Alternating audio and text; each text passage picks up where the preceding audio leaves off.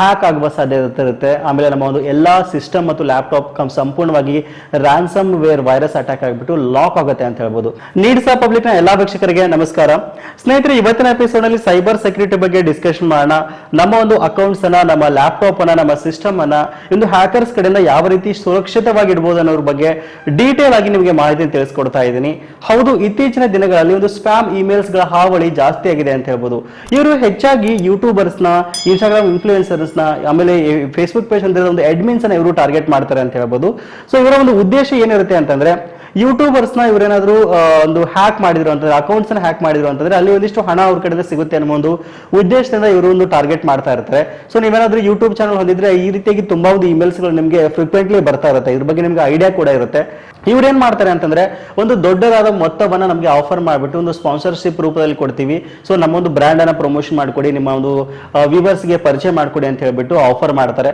So ಇವರ ಒಂದು ಮಾತನ್ನ ನಾವು ನಿಜ ಅಂತ ನಂಬಿಕೊಂಡು ಅವರು ಕಳಿಸಿದ ಒಂದು ಇಮೇಲ್ಸ್ ಅಲ್ಲಿ ಇರ್ತಕ್ಕಂಥ ಲಿಂಕ್ಸ್ ಮೇಲೆ ನಾವು ಕ್ಲಿಕ್ ಮಾಡಿದ್ವಿ ಅಂತಂದ್ರೆ ಖಂಡಿತವಾಗ್ಲೂ ನಮ್ಮ ಒಂದು ಅಕೌಂಟ್ ಹ್ಯಾಕ್ ಆಗುವ ಸಾಧ್ಯತೆ ಇರುತ್ತೆ. ಆಮೇಲೆ ನಮ್ಮ ಒಂದು ಎಲ್ಲಾ ಸಿಸ್ಟಮ್ ಮತ್ತು ಲ್ಯಾಪ್ಟಾಪ್ ಸಂಪೂರ್ಣವಾಗಿ ರ್ಯಾನ್ಸಮ್ ವೇರ್ ವೈರಸ್ ಅಟ್ಯಾಕ್ ಆಗಿಬಿಟ್ಟು ಲಾಕ್ ಆಗುತ್ತೆ ಅಂತ ಹೇಳ್ಬೋದು. ಸೊ ಇದ್ರ ಬಗ್ಗೆ ಡೀಟೇಲ್ ಆಗಿ ನಿಮಗೆ ಇವತ್ತಿನ ಎಪಿಸೋಡ್ ನಲ್ಲಿ ಮಾಹಿತಿನ ತಿಳಿಸ್ಕೊಡ್ತೀನಿ.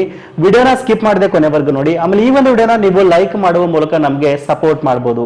ಹೌದು, ಸಾಮಾನ್ಯವಾಗಿ ಹ್ಯಾಕರ್ಸ್ ಏನ್ ಮಾಡ್ತಾರೆ ಅಂತಂದ್ರೆ, ನಮಗೆ ಒಂದು ನಂಬಿಕೆ ಬರುವ ರೀತಿಯಲ್ಲಿ ಒಂದಿಷ್ಟು ಇಮೇಲ್ಸ್ ಗಳನ್ನ, SMS ಗಳನ್ನ, ವಾಟ್ಸ್ಆಪ್ ಮೆಸೇಜಸ್ ಗಳನ್ನ ಕಳಿಸ್ಬಿಟ್ಟು ಅದರಲ್ಲಿ ಒಂದಿಷ್ಟು ಲಿಂಕ್ಸ್ ಗಳನ್ನ, ಆಮೇಲೆ ಒಂದಿಷ್ಟು ಫೈಲ್ಸ್ ಗಳನ್ನ ಕಳಿಸ್ತಾರೆ. ಸೊ ನಿಮಗೆ ಒಂದು ಸಣ್ಣ ಉದಾಹರಣೆ ಕೊಟ್ಟು ಹೇಳ್ತೀನಿ. ನನಗೆ ಆದ ಒಂದು ಎಕ್ಸ್ಪೀರಿಯನ್ಸ್ ಇದು. ನನಗೆ ಮೊನ್ನೆ ಆರ್ಟ್ ರೇಜ್ ಅನ್ನುವಂಥ ಒಂದು ಬ್ರ್ಯಾಂಡ್ ಕಡೆಯಿಂದ ಕಾಂಟ್ಯಾಕ್ಟ್ ಮಾಡಿದ್ರು. ಈ ಒಂದು ಆರ್ಟ್ ರೇಜ್ ಅಂತ ಹೆಸರು ಹೇಳ್ಕೊಂಡು ತುಂಬಾ ಇಮೇಲ್ಸ್ಗಳು ಬರ್ತಾ ಇರುತ್ತೆ, ಆಯ್ತಾ. ಸೊ ನಾನು ಏನು ಮಾಡಿದೆ ಅಂತಂದ್ರೆ, ಆ ಒಂದು ಇಮೇಲ್ಗೆ ರಿಪ್ಲೈ ಮಾಡಿದೆ. ಅವತ್ತು ನಂಗೆ ಸಡನ್ ಆಗಿ ಗೊತ್ತಾಗ್ಲಿಲ್ಲ ಅದು. ಸೊ ನಾನು ಒಂದು ಕಾಂಟ್ಯಾಕ್ಟ್ ನಂಬರ್ನ ಕೊಟ್ಟೆ, ನನ್ನ ವಾಟ್ಸಪ್ನಲ್ಲಿ ಅವರು ಕಾಂಟ್ಯಾಕ್ಟ್ ಮಾಡಿದ್ರು. ಕಾಂಟ್ಯಾಕ್ಟ್ ಮಾಡಿ ಹೇಳ್ತಾ ಇದ್ರು, ಸೊ ಒಂದಿಷ್ಟು ಫೈಲ್ಸ್ನ ಕಳಿಸ್ತೀವಿ, ಒಂದಿಷ್ಟು ಇಮೇಜಸ್ನ ಕಳಿಸ್ತೀವಿ, ಸೊ ಅವುಗಳನ್ನ ನಿಮ್ಮ ಒಂದು ವಿಡಿಯೋದಲ್ಲಿ ಇನ್ಕ್ಲೂಡ್ ಮಾಡಿಬಿಟ್ಟು ನಮ್ಮ ಅಪ್ಲಿಕೇಶನ್ ಬಗ್ಗೆ ನಿಮ್ಮ ವ್ಯೂವರ್ಸ್ಗೆ ಪರಿಚಯ ಮಾಡಿಕೊಡಿ, ನಾವು ನಿಮಗೆ $1,350 ಕೊಡ್ತೀವಿ ಅಂತ ಹೇಳಿದ್ರು.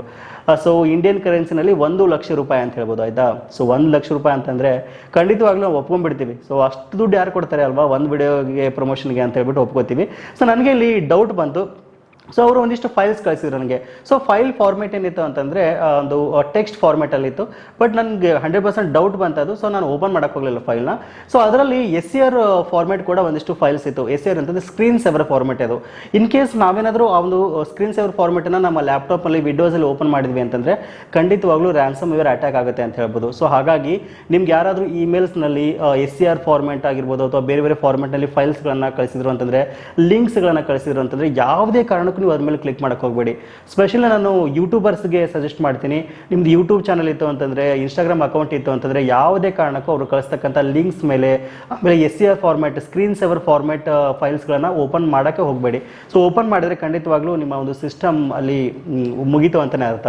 ಸೊ ಇವ್ರು ಏನು ಮಾಡಿದ್ರು ಅಂತ ನನಗೆ ಡೌಟ್ ಬಂತು. ನಾನು ಹೇಳಿದವ್ರಿಗೆ, ಸೊ ಓಕೆ, ನಾನು ನಿಮ್ಮ ಫೈಲ್ಸ್ನ ಓಪನ್ ಮಾಡ್ತೀನಿ, ಸೊ ನನಗೆ ಹಾಫ್ ಪೇಮೆಂಟ್ ಮಾಡಿ ಅಂತ ಹೇಳಿದೆ. ಸೊ ಹಾಫ್ ಪೇಮೆಂಟ್ ಮಾಡಿ ನಾನು ಫೈಲ್ಸ್ ಓಪನ್ ಮಾಡ್ತೀನಿ, ನಿಮ್ಮ ಒಂದು ಪ್ರಾಜೆಕ್ಟ್ ಮೇಲೆ ವರ್ಕ್ ಮಾಡೋಕ್ಕೆ ಸ್ಟಾರ್ಟ್ ಮಾಡ್ತೀನಿ ಅಂತ ಹೇಳಿದೆ. ಸೊ ಅವ್ರು ಇಲ್ಲ ನೀವು ಮೊದಲು ವರ್ಕ್ ಮಾಡಬೇಕು, ವರ್ಕ್ ಮಾಡಿ ನಮಗೆ ತೋರಿಸಿದ ಮೇಲೆ ನಂತರನೇ ನಾನು ನಿಮ್ಗೆ ಪೇಮೆಂಟ್ ಮಾಡ್ತೀವಿ ಅಂತಂದರು. ಸೊ ನಾನು ಅವಾಗ ಡೈರೆಕ್ಟಾಗಿ ಅವ್ರಿಗೆ ಹೇಳಿದೆ, ಸೊ ನೀವೇನೋ ಹ್ಯಾಕಿಂಗ್ ಟ್ರಿಕ್ಸ್ ಮಾಡ್ತಾ ಇದ್ದೀರಾ, ನನಗೆ ಇದು ಸ್ಪ್ಯಾಮ್ ಅನ್ನಿಸ್ತಾ ಇದೆ ಅಂತ ನಾನು ರಿಪ್ಲೈ ಮಾಡಿದ ತಕ್ಷಣ ನೀವು ನೋಡ್ಬೋದು ಬ್ಲಾಕ್ ಮಾಡಿಬಿಟ್ರು ಸಡನ್ನಾಗಿ. ಸೊ ಆಟೋಮೆಟಿಕ್ಕಾಗಿ ಬ್ಲಾಕ್. ಸೊ ಈ ರೀತಿಯಾಗಿ ಒಂದು ಹ್ಯಾಕರ್ಸ್ಗಳು ಬೇರೆ ಬೇರೆ ಟ್ರಿಕ್ಸ್ಗಳನ್ನ ಉಪಯೋಗಿಸ್ತಾ ಇರ್ತಾರೆ. ಸೊ ನಿಮಗೆ ಸಾಮಾನ್ಯವಾಗಿ ವಾಟ್ಸಪ್ನಲ್ಲಿ ತುಂಬ ಲಿಂಕ್ಸ್ ಬರುತ್ತೆ ಈ ರೀತಿಯಾಗಿ. ಒಂದು 5 ಕ್ವಶನ್ಗೆ ಆನ್ಸರ್ ಮಾಡಿ ನಿಮಗೆ $1,000 ಪೇಟಿಎಂ ಕ್ಯಾಶ್ ಕೊಡ್ತೀವಿ, ಆಮೇಲೆ ಸೊ ಈ ರೀತಿ ಸಾಮಾನ್ಯವಾಗಿ ಬರ್ತಾ ಇರುತ್ತೆ. ಸೊ ಯಾವುದೇ ಕಾರಣಕ್ಕೂ ಇಂಥ ಒಂದು ಲಿಂಕ್ಸ್ಗಳ ಮೇಲೆ ಯಾವುದೇ ಕ್ಲಿಕ್ ಮಾಡಕ್ಕೆ ಹೋಗಬೇಡಿ. ಇನ್ ಕೇಸ್ ನಾನೇನಾದರೂ ಅವರ ಒಂದು ಮಾತಿಗೆ ಮರಳಾಗಿ ಅವರು ಕಳಿಸಿದ ಒಂದು ಫೈಲ್ಸ್ನ ಓಪನ್ ಮಾಡಿದ್ದೆ ಅಂತಂದ್ರೆ ಖಂಡಿತವಾಗ್ಲೂ ನನ್ನ ಸಿಸ್ಟಮ್ಗೆ ರ್ಯಾನ್ಸಮ್ ವೇರ್ ಅಟ್ಯಾಕ್ ಆಗ್ತಾ ಇತ್ತು, ನನ್ನ ಸಿಸ್ಟಮ್ ಹ್ಯಾಕ್ ಆಗ್ತಾ ಇತ್ತು, ಲಾಕ್ ಆಗ್ತಾ ಇತ್ತು. ಸೊ ಇದರಿಂದ ನನಗೇನು ಲಾಸ್ ಆಗ್ತಾ ಇರಲಿಲ್ಲ ಬಿಡಿ, ನಾನು ಫಾರ್ಮೇಟ್ ಮಾಡ್ತಾ ಇದ್ದೆ ಮತ್ತೆ ಯೂಸ್ ಮಾಡ್ಕೊತಾ ಇದ್ದೆ. ಯಾಕಂದ್ರೆ ನನ್ನ ಸಿಸ್ಟಮಲ್ಲಿ ನನಗೆ ಇಂಪಾರ್ಟೆಂಟ್ ಡೇಟಾ ಏನಿರಲ್ಲ, ನಾನು ಸಪ್ರೇಟ್ ಅದಕ್ಕೋಸ್ಕರ ಒಂದು ಲ್ಯಾಪ್ಟಾಪ್ನ ಇಟ್ಕೊಂಡಿರ್ತೀನಿ. ಸೊ ಅದ್ರಲ್ಲಿ ನಾನೆಲ್ಲ ಸೇವ್ ಮಾಡ್ಕೊಂಡಿರ್ತೀನಿ. ಬಟ್ ಸಾಮಾನ್ಯವಾಗಿ ಎಲ್ಲರೂ ಈ ರೀತಿ ಮಾಡಲ್ಲ. ಒಂದೇ ಸಿಸ್ಟಮಲ್ಲಿ ಫೋಟೋಸ್ಗಳನ್ನ, ವಿಡಿಯೋಸ್ಗಳನ್ನ, ಒಂದು ಮೆಮರೀಸ್ ಇಟ್ಕೊಂಡಿರ್ತಾರೆ. ಸೊ ಆ ಟೈಮ್ನಲ್ಲಿ ನಮಗೆ ಅಲ್ಲಿ ಏನು ಮಾಡೋಕ್ಕಾಗಲ್ಲ, ಫಾರ್ಮೇಟ್ ಮಾಡೋಕ್ಕೆ ಒಂದು ಆಪ್ಷನ್ನೇ ನಮ್ಗೆ ಇರಲ್ಲ. ಸೊ ಆ ಟೈಮಲ್ಲಿ ನಾವು ತುಂಬ ಒಂದು ಹಣವನ್ನು ಅವ್ರು ಕೇಳ್ತಾ ಇರ್ತಾರೆ, ಡಾಲರ್ಸ್ ರೂಪದಲ್ಲಿ ಕೇಳ್ತಾ ಇರ್ತಾರೆ, ಅವ್ರು ನಾವು ಕೊಡಲೇಬೇಕಾಗುತ್ತೆ. ಆಮೇಲೆ ಯೂಟ್ಯೂಬ್ ಚಾನಲ್ ಇತ್ತು ಅಂತಂದ್ರೆ ನಿಮ್ಮ ಯೂಟ್ಯೂಬ್ ಚಾನಲ್ ಹ್ಯಾಕ್ ಆಗುತ್ತೆ, ಕಂಟಿನ್ಯೂಸ್ ಆಗಿ ಬೇರೆ ಬೇರೆ ಲೈವ್ ಸ್ಟ್ರೀಮ್ ಎಲ್ಲ ಮಾಡ್ತಾ ಇರ್ತಾರೆ 2 to 3 ಅವರ್ಸ್. ಸಡನ್ ಆಗಿ ನಾವು ಯೂಟ್ಯೂಬ್ಗೆ ಕಾಂಟ್ಯಾಕ್ಟ್ ಮಾಡಿಲ್ಲ ಅಂತಂದ್ರೆ ನಮ್ಮ ಒಂದು ಅಕೌಂಟ್ ಮತ್ತೆ ವಾಪಸ್ ಸಿಗುವ ಸಾಧ್ಯತೆನೇ ಕಡಿಮೆ ಆಗಿರುತ್ತೆ. ಸೊ ಹಾಗಾಗಿ ಇಂಥ ಒಂದು ಫೇಕ್ ಇಮೇಲ್ಸ್ಗಳನ್ನ, ಸ್ಪ್ಯಾಮ್ ಇಮೇಲ್ಸ್ಗಳನ್ನ ಯಾವುದೇ ಕಾರಣಕ್ಕೂ ಓಪನ್ ಮಾಡಕ್ ಹೋಗಬೇಡಿ. ನೀವು ಓಪನ್ ಮಾಡಿದ ತಕ್ಷಣ ಏನು ಮಾಡ್ತೀರಾ ಅಂತಂದ್ರೆ ಜಸ್ಟ್ ರಿಪೋರ್ಟ್ ಮಾಡಿ, ಗೂಗಲ್ ಜಿಮೇಲ್ ಟೀಮ್ಗೆ ರಿಪೋರ್ಟ್ ಮಾಡಿ. ಸೊ ಅವ್ರು ನೆಕ್ಸ್ಟ್ ಬಲ್ಕ್ ಆಗಿ SMS ಕಳಿಸಿದ್ರು ಕೂಡ ಅದು ಸ್ಪ್ಯಾಮ್ ಫೋಲ್ಡರ್ಗೆ ಆಟೋಮೆಟಿಕ್ ಆಗಿ ಮೂವ್ ಆಗಿಬಿಡುತ್ತೆ. ಇದರಿಂದ ತುಂಬಾ ಜನರಿಗೆ ಸಹಾಯ ಕೂಡ ಆಗುತ್ತೆ. ಆಮೇಲೆ ನಿಮ್ಮ ಜಿಮೇಲ್ ಅಕೌಂಟ್ಗೆ, ಫೇಸ್ಬುಕ್ ಐಡಿಗೆ, ವಾಟ್ಸಪ್ಗೆ 2 ಫ್ಯಾಕ್ಟರ್ ಅಥೆಂಟಿಕೇಶನ್ ಟರ್ನ್ ಆನ್ ಮಾಡ್ಕೊಳ್ಳಿ.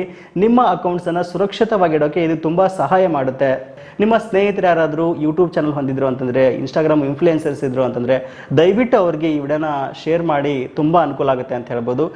ಮತ್ತೆ ರಿಪೀಟ್ ಮಾಡ್ತಾ ಇದ್ದೀನಿ, ನಿಮ್ಗೇನಾದರೂ ಒಂದು ಸಸ್ಪಿಸಿಯಸ್ ಇಮೇಲ್ಸ್ಗೂ ಮತ್ತೆ ವಾಟ್ಸಪ್ ಮೆಸೇಜ್ಗಳು ಬಂತು ಅಂತಂದ್ರೆ ಯಾವುದೇ ಕಾರಣಕ್ಕೂ ಒಂದು ಲಿಂಕ್ಸ್ಗಳ ಮೇಲೆ ಕ್ಲಿಕ್ ಮಾಡಕ್ ಹೋಗಬೇಡಿ. ಓಕೆ, ಇದಿಷ್ಟು ಇವತ್ತಿನ ಮಾಹಿತಿ. ವಿಡಿಯೋ ಇಷ್ಟ ಆಗಿತ್ತು ಅಂತಂದ್ರೆ ಒಂದು ಲೈಕ್ ಮಾಡೋದನ್ನ ಮರಿಬೇಡಿ.